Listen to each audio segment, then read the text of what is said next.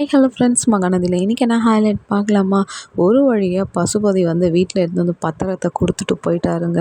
உடனே விஜய்க்கு ஃபோன் பண்ணி, என்னோடய பையனை எங்கடா வச்சுன்னு இருக்கிறீங்க, ஒழுங்கு மரியாதையை என்கிட்ட கொடுத்துட்றேன். போது கொடுக்குறோம் பசு, இந்த இடத்துல வந்து நில்லுன்ட்டு. அந்த இடம் ஒரே கார் பார்க்கிங்காகவே இருக்குங்க. அங்கே வந்து பசுபதி வந்து அவங்க பையனை வந்து பேர் விட்டு கூப்பிடுவார்.